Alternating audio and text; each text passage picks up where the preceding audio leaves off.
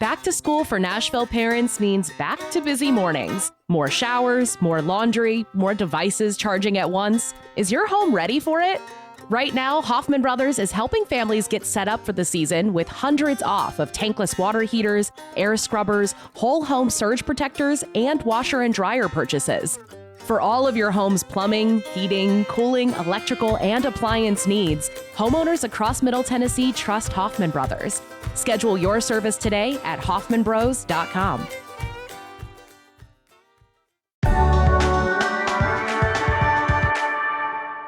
Today on CityCast Nashville, it's time for our Tuesday News Roundup. Executive producer Whitney Pastrick and Nashville Banner State House reporter Sarah Grace Taylor joined me to talk about last week's primaries, who won and who will win come November. Plus, the good news of the week so far. That includes our hot takes on the new Titans mascot. It's August 11th. I'm your host, Rachel Iacovone, and this is what Nashville's talking about.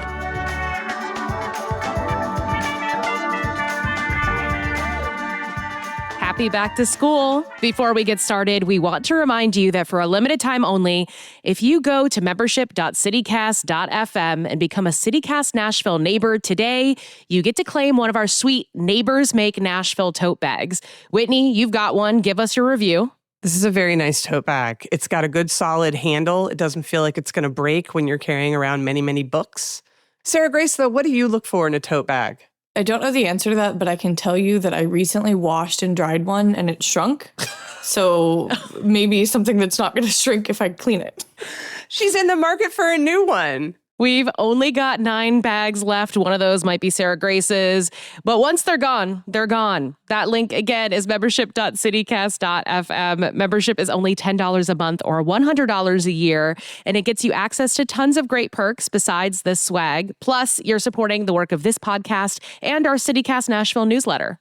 Both of which, I don't mind saying, were honored in last year's Nashville Scene Best of Nashville Awards, which reminds me, you should go vote for us again at vote.nashvillescene.com. I feel bad saying this in front of Sarah Grace, who works very hard on the Nashville Banners podcast, and who is also probably very exhausted after her excellent coverage of last week's election. So go vote for us. Don't tell Sarah Grace you're doing it, and let's get into it. On Thursday, Senator Marsha Blackburn won the nomination as the Republican candidate for governor of Tennessee. She'll face Democratic Memphis City Councilwoman Jerry Green in November, which means for the first time in history, Tennessee's next governor will be a woman. Dun, dun, dun, dun. Sarah Grace, you had the opportunity to fly around the state on Marsha Blackburn's private plane. I heard you say on the Banner podcast, not quite a jet, but a plane. And you spent a lot of time with her leading up to Election Day. There was a significant red flag in your reporting. Marsha drinks unsweet iced tea. Look, I don't want to give my opinion about any candidate that I'm covering, but I sympathize with her. I like an unsweet iced tea. I'm a bad Southerner, too. Whoa. Yeah. Wow. Bad Sorry. Southerner. Red flag. Yes. Yeah. During her acceptance speech, Blackburn said, and I'll quote here, "If you're someone who wants a God-fearing, freedom-loving, flag-waving, guitar-picking, NASCAR-loving, vol-cheering, pro-life, low-tax beacon of freedom, you are in the right place." Sarah Grace, I'm assuming that line went over pretty well with the crowd at her election night party? Yeah, I think the volunteers reference there actually got more applause at her Knoxville party than her announcing that she won. But that kind of quote was pretty central to what Blackburn was saying when she was at public events, and most public events she attended were actually Republican rooms. That conservative firebrand thing is what she ran on and what she won with. Well, it's not getting such rave reviews here in Nashville. I'm going to quote Nashville Scene columnist Betsy Phillips, who said, "Republicans have been running Tennessee for nearly 30 years. If they haven't gotten us our freedom beacons by now, I don't think it's going to happen." Sarah Grace, while you were out traveling with her, did you see Senator Blackburn engage with voters who might not have self-selected into a Republican room already? She did. I mean, she shook hands at a small barbecue restaurant in East Tennessee, and again at a restaurant in Wilson County, but the vast majority of the people she interacted with were there for a Republican event and had already voted for Marsha Blackburn, where there were stickers on. She wasn't even swaying Republican voters in the primary at that point, I don't think.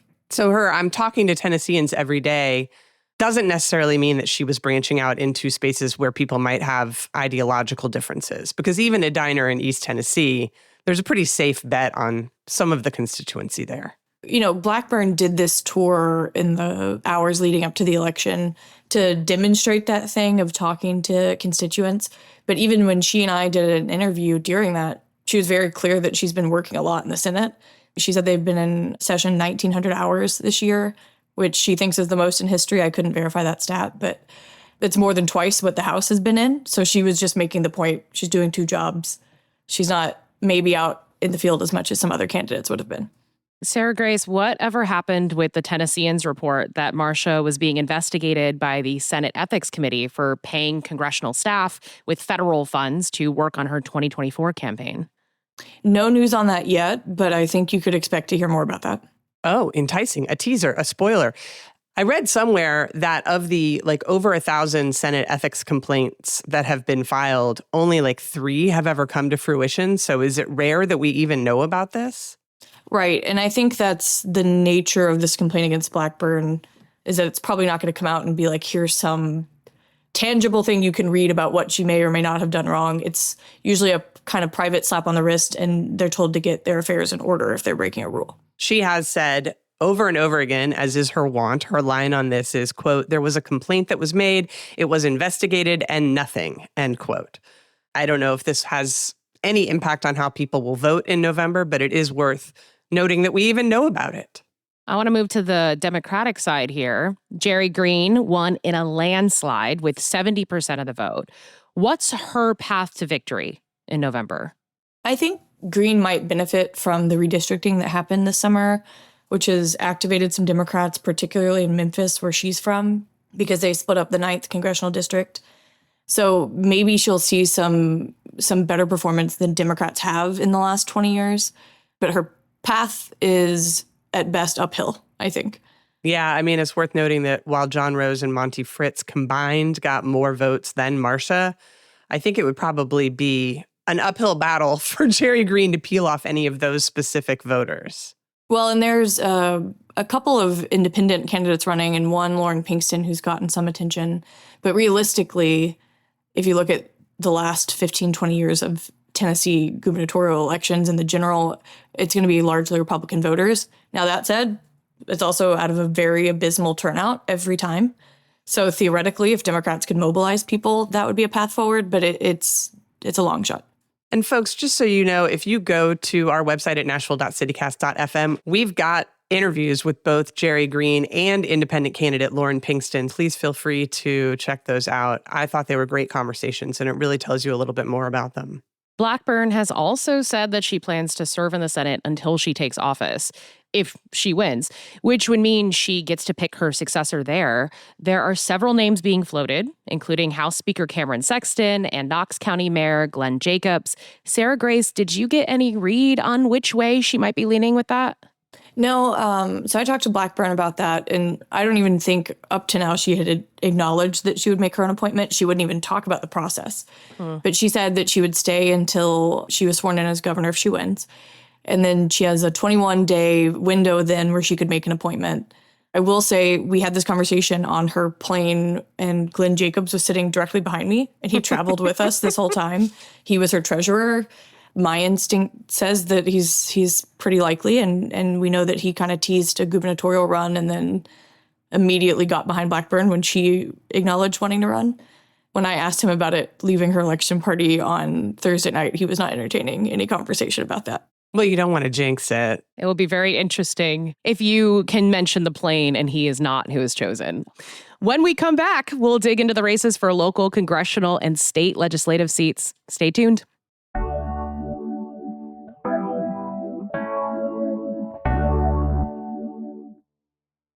Let's get into our local congressional races and start in the Tennessee 7th, where Darden Copeland won the Democratic primary to face incumbent Republican Matt Van Epps in November. Yeah, I got a question here. Okay, remember how for the last 3 months, Nashville has been consumed with stopping the data center next to the Nashville Zoo?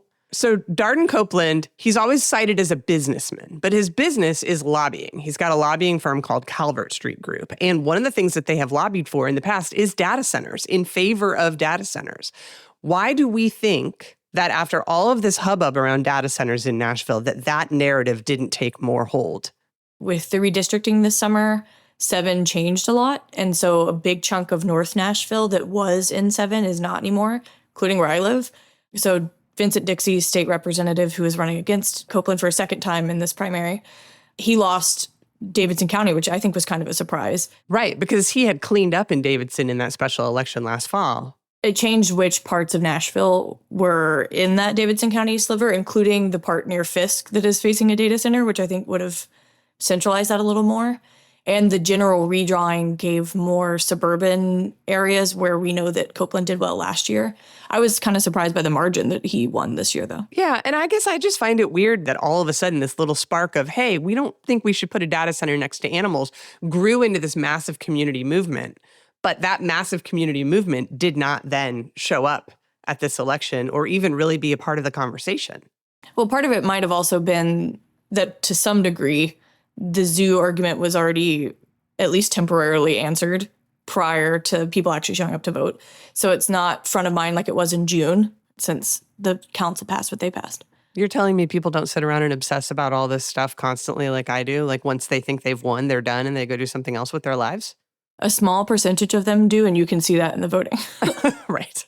Well, maybe the biggest news from Thursday night was Congressman Andy Ogles losing his primary to former Tennessee Ag Commissioner Charlie Hatcher, a result that Tennessean conservative columnist Cameron Smith described as primary voters chose a candidate whose main credential was actual public service rather than auditioning for national television hits.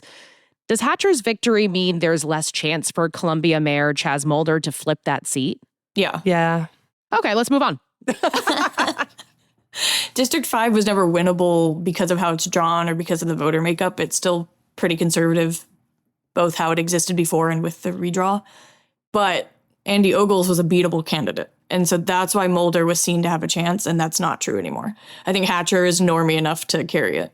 I don't think a lot of people associate the former agricultural commissioner with any kind of hardcore MAGA ideology, regardless of where his beliefs may stand right now. But that's a lot different than some guy who's out there constantly writing like death to puppies on Twitter and getting into fights with the mayor. I did love Freddie O'Connell's response, Mayor Freddie's response to being asked, well, how do you feel about Ogles losing his primary? And Freddie simply answered, who?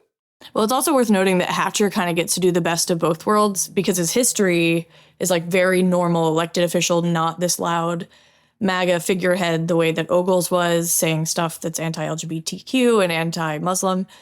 But also, the day after the primary, Trump kind of abandoned Ogles and namelessly said that the one endorsement he made that didn't win had no chance, being Ogles, and then immediately endorsed Hatcher. So he gets to play the MAGA crowd by having that endorsement without having quite the scarlet letter of saying the things that Ogles has said in the last few years. And now Andy Ogles has to move out of Lee Beeman's condo in D.C. What do you want me to say to that, Whitney? Moving on. Let's talk about my congressional district, the 6th. That's John Rose's seat, which he abandoned to go run for governor. And that was where we had the AI deepfake ad battle with Johnny Garrett looking like the funnest guy ever who participates in pride parades. And he now goes on to face Democrat Mike Crowley. I personally think that Mike Crowley living in Crossville is going to help here. What do y'all think? Help in the sense that he'll do better than someone who wasn't might do. Yes. But that is maybe the least winnable, I would think, for a Democrat of our local congressional races. Maybe Desjardins' seat would be up there too. But I mean, I think Garrett did so well by being so MAGA. He's kind of the answer to what should we read out of Andy Ogles' race. And the answer with Andy Ogles is like, he's unpopular because no one likes him as a person. And Johnny Garrett has the same politics but doesn't have the same enemies, so he's going to do just fine. Well, okay, you mentioned the 4th, so let's talk about it. That's going to be a rematch between Democrat Victoria Broderick and incumbent Republican Scott Desjardins. Rachel, what happened in the redistricting there? Yeah, the district's borders are a little different now. They lost Lawrenceburg and Pulaski, but it still covers Murfreesboro and it goes to like just outside on the west side of Chattanooga. In 2024, Desjardins won by more than 40 percentage points, but it did include those two areas and a little bit actually to the east too that he's now lost.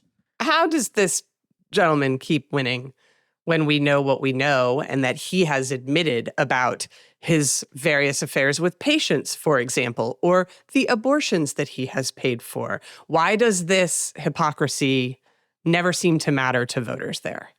I remember Desjardins scandals were a big deal when I was in college in Murfreesboro. And then he made it through, however he made it through that time.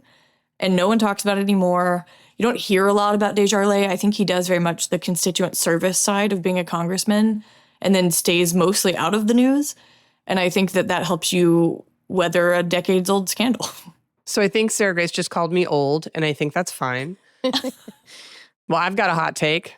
State Senate District 17, which is Republican incumbent Mark Pody versus Democratic community organizer Lindsay Patrick Wright. I think this is flippable. Discuss. That's interesting. It's so hard to guess, and trying to read the tea leaves on one of the state house races is pretty hard to do. I would think Pody is mostly safe being in Wilson County, but I also would say that I think Lindsay Patrick Wright's advertising, mobilizing, whatever, has been effective enough that she's broken containment some. I see her in a lot more places, but I'd be shocked to see that Wilson County seat change. Yeah, I have a follow-up actually to Whitney. What makes you think this is flippable? What's the timing here, the voter mobilization? Because I just keep looking at these maps and going, I don't know. I don't know if this is benefiting either party, actually, in a lot of places. I think that Wilson County's demographics have changed quite a bit, even just in the last 2 years. And I think that Ms. Patrick Wright, who has been a guest on our show, has done a lot of baseline organizing there, not politically, just within the community. And I actually think she's more of a familiar face to people who live there than she is to people here in Davidson. So I don't know. And the thing about a state Senate race is that it's so close and so low participation that it's not impossible. I know that there has been like Democratic organizing. I'm from Wilson County, and I know that there's like more of that now than certainly when I was growing up. But I don't know if it's going to be enough or if people will show up to the polls enough for it to matter. Well, I said it was a hot take. All right, and then we've got one last one, Rachel, right?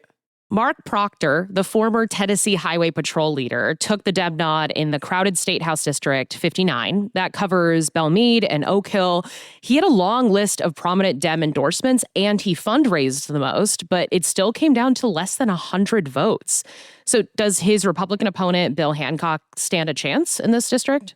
I feel like that seat and maybe even Shondell Brooks' seat in 60 are the two worth watching to see if there's anything interesting in the general, just because of what I just said about how low turnout is. But I think if you did a walk around a neighborhood in Proctor's district, you would probably think that Democrats were going to win. And considering that Himmers held the seat before, if I had to put money on somebody, it's probably Proctor. You probably can put money on that nowadays, but maybe not as a journalist. Yeah. Sorry, let me hop off here and get on Polymarket real quick. Yep. It's Kalshi time. Here we go. I was like, what's the one that owns all the bars downtown? DraftKings. Oh, yeah. Thank you. Maybe we would have bigger turnout if we had DraftKings for politics. Well, that's nice. Yeah. Thanks for that depressing thought, Whitney. Sorry for even putting that into the universe. That's my bad. All right. Has all of this election night talk made you hungry for something besides newsroom pizza? When we come back, it's time to chow down on some good news.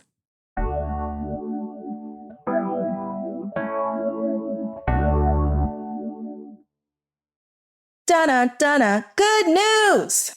The annual Nashville Scenes Iron Fork competition is back this fall on November 12th, with some of the city's top chefs going head-to-head in a timed kitchen challenge with a surprise secret ingredient. This year, it's Dung Junior Val, representing his omakase restaurant, Kase X Noko, and the upcoming Nokoyaki. Will this make reservations even more impossible at those? Yet to be seen. I've never gotten in. I have not. I was on Noko's opening night, and I have yet to go to Kase. Anyway, we've also got Josh Cook and Ana Aguilar from Tantissimo. I just had some of the best breakfast tacos outside of Tempo there.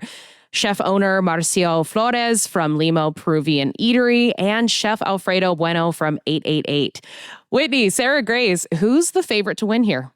I'm going with Marcio. I worked with him when I was running the World Central Kitchen program here, and I know what he can whip up in a limited amount of time for people in a terrible disaster. So this quick cooking situation, I don't think he's going to be scared. I have no intel like that, but I do love NoCo, so I think that's where I'd have to gamble if we're back on Polymarket. Everybody but Whitney has gone to NoCo. We'll go this week for happy hour, Whitney. Don't cry. What about you, Rachel? You're a big foodie. Look, I have heard amazing things from Marcio, like about him, and I need to go there, so I don't want to rule him out here. I think I'm going with Tantissimo based on my experience very recently. I think they're a sleeper hit. They're doing some really creative stuff. Also my former neighborhood, so I feel like I gotta support Sylvan Park area. Well, we'll see. Y'all can get to that on November 12th. Tickets are on sale at the Nashville Scene website. I'm excited about this piano lounge concept that is coming to West Nashville. This just got announced in the Business Journal this week. The Starry Night Lounge, which doesn't that already sound like something off of like a rural highway attached to a Holiday Inn? I'm obsessed. And all of the like renderings of the inside are like a piano surrounded by curtains and little cocktail tables. The owner is a real estate investor named Kevin White, and he said that it's going to be a classy place scheduled to open later this fall. I like this. It looks like you should be allowed to smoke in there. We need more classy date places where I can smoke and pretend I'm sophisticated. I know smoking is bad. Don't do it, kids. The only other one that I can think of, it's like Rudy's probably, right? In this vibe. So Yeah. I do think we need more of that. I'm kind of surprised we don't have. It's like we've got a lot of cocktail bars and we've got a lot of live music venues, but it's rare that that has been like a true successful combination. On the flip side here, guys, Robert's Western World is opening their first satellite location in the new Titan Stadium in 2027. The Scene reported last week that the new location will pay tribute to the original downtown business with checkerboard floors, portraits, neon signs, and a boot display. But okay, is this good news? I'm going with no. Sarah Grace, your thoughts? I don't know. I think any investment in the Titans is questionable news. Why are we commodifying this it's already downtown. Tourists can already go to it. Do we need the fake airport version of it at the stadium? I guess the counterpoint, though, is if you make a satellite, does that help bring people away from the original one and cleanse it a little bit? Could sage everybody for the recession special. The other big Titans news is we have a new mascot. Our previously slightly weird-looking raccoon mascot, T-Rack. He's cute now. Marie thinks he's kind of hot. Ladies, your thoughts? He was beautiful before. He was a freaky, like brown wolf-looking raccoon with emo eyeliner and his tongue sticking out. He was perfect. And now he looks like a furry and I hate him.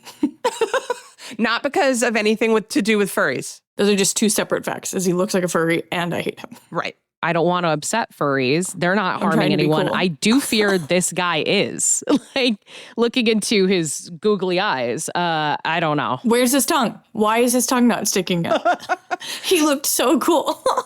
Marie's writing sexy with 4 X's in the prep doc right now. I did say I was going to block Marie when she responded to my Instagram story the other day and said he was hot. That's an unacceptable take. And the only hot mascot in Nashville history is Cool Cat from the Arena Football League. Well, at least he doesn't have an erect tail like Ganesh. That's always been off-putting. You got to stop saying Ganesh. You really do. My biggest issue is just that it's not a fierce raccoon. It's Ranger Rick. No, Ranger Rick is cute. Right, where the other one was feral. The original T-Rack was feral, and you would be scared of him if you encountered him. Right.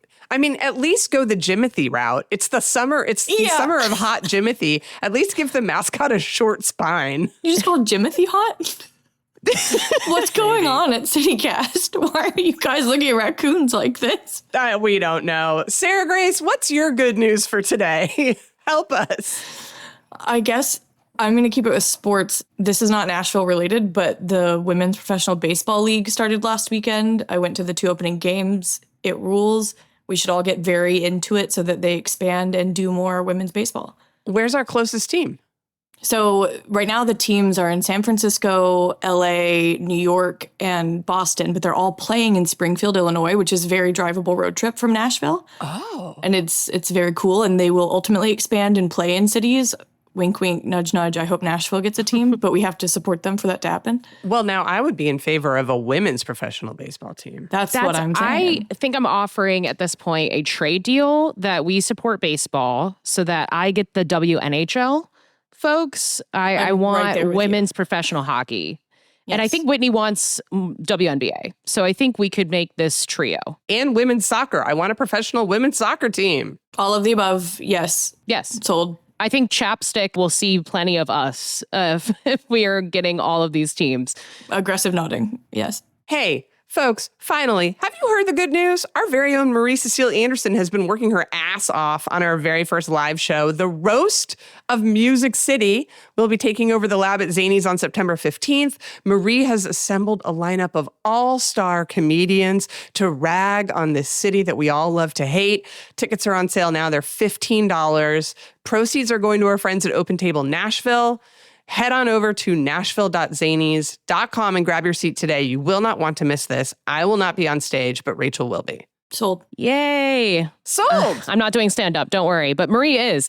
And we've got some new members to shout out today. Maggie S., Nicole A., Sherry L., Kristen S., Margaret L., and the good people at Cherry Picked Secondhand. Thanks for joining the neighborhood, y'all. Hey, if you want to join the neighborhood, you get a cool tote bag. Membership.citycast.fm. And that's it. We did it. Sarah Grace, Rachel, do you realize this is our first Tuesday News Roundup in 2 years? Wow. Thanks for having us. Well, you weren't here yet, Rachel, but we tried it at the beginning and it didn't go well, so we stopped. But maybe we'll make it a regular thing. As long as Sarah Grace can turn off her camera, that was her fine print in the contract. Taping Sarah Grace to her chair and forcing her to be on camera, Clockwork Orange style. Oh, that's lovely. Yeah, you guys should make us do this more frequently. I don't have to come on. Come on our show. It's so fun. I don't ever make threats.